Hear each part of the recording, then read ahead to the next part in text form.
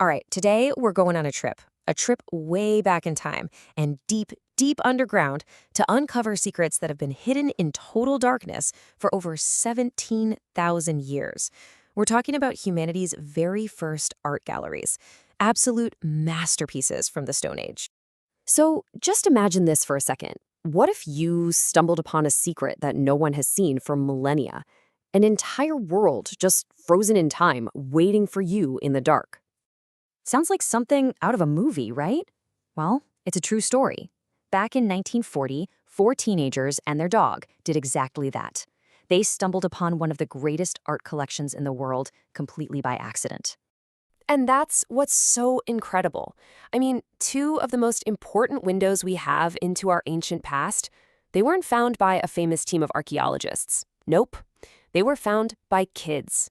Just kids out exploring. Okay, so we're going to focus on two legendary spots. First up in France, you've got Lascaux. That's the one the teenagers found in 1940, and it's famous for its massive bull paintings. Then over in Spain, there's Altamira. A young girl found that one way back in 1879, and it's home to the stunning polychrome ceiling. Two different caves, hundreds of miles apart, but they share this amazing similar story. So what exactly was waiting for them inside? We're not talking about a few little doodles on a wall here. Oh no. These were basically the world's first art galleries. Complex, vibrant masterpieces, all planned out by our ancient ancestors.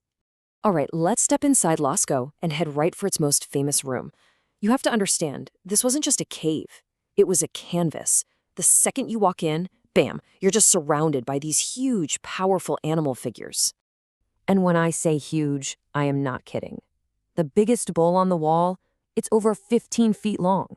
I mean, that's longer than most cars today. It's designed to be completely awe-inspiring.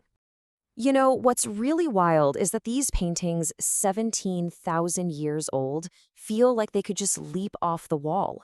The artists were so clever. They didn't just paint on a flat surface. They actually used the natural curves and bumps in the rock to give the animals this incredible 3D effect. It makes their muscles look like they're bulging.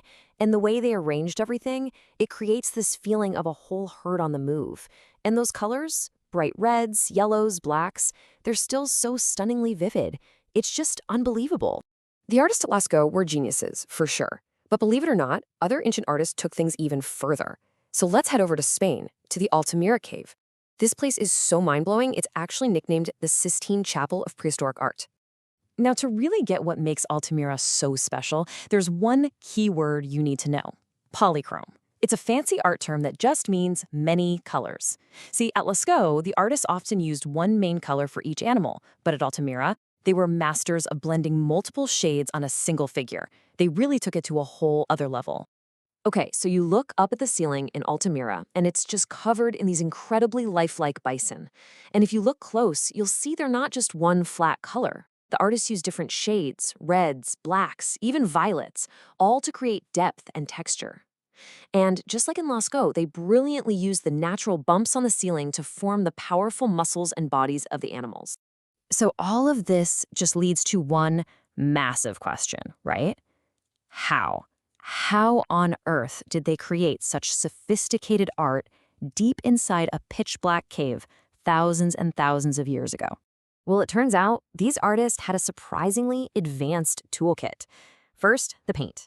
They'd start by grinding up minerals, like hematite, into a fine powder. That's your pigment. Then they'd mix that powder with something like water or animal fat to make it into a thick paint. To get it on the wall, they used everything: their fingers, pads of moss, even simple brushes made of hair. But their coolest trick was yet to come. Get this, they would take hollow bones, probably from birds, and blow the colored powder right through them. What does that do? It creates a fine spray, like a spray paint effect. This let them make soft edges and do shading.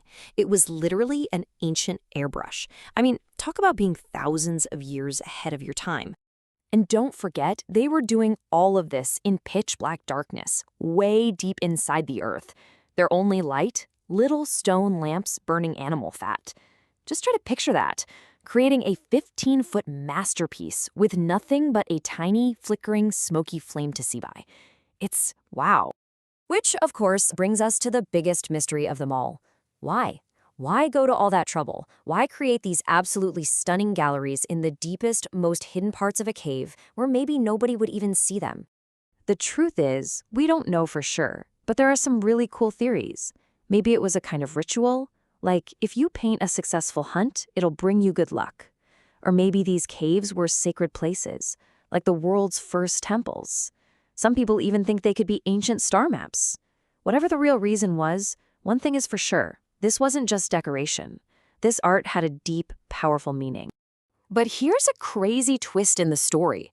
When the paintings in Altamira were first discovered, the experts, the scientific community, they completely refused to believe they were real. They were convinced it had to be a fake. Yeah, back in 1879, the thinking was that early humans just weren't smart enough to create art this good. It was literally too advanced to be from the Stone Age. It actually took decades and finding more caves just like it for everyone to finally admit, yep, this is the real deal. And today, of course, it's celebrated as a true masterpiece of human creativity. So the story isn't over once the caves are rediscovered. The next chapter is a modern one. It's all about how we protect these incredibly fragile treasures so they don't disappear forever.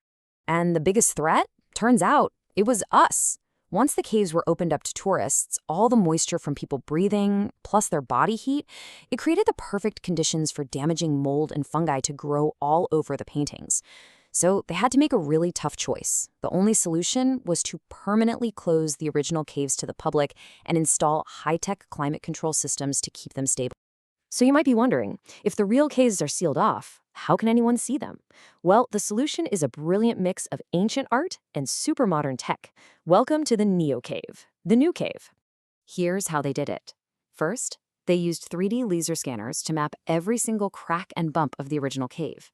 Then, a team of artists came in and recreated the paintings by hand, using the exact same kinds of natural pigments the Stone Age artists used. The result? It's an almost perfect copy that lets all of us experience the magic without ever putting the real art at risk. When you really think about it, these caves are so much more than just pictures of animals.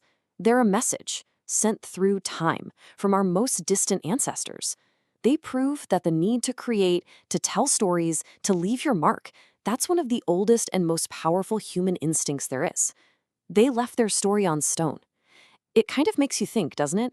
What story will we leave behind?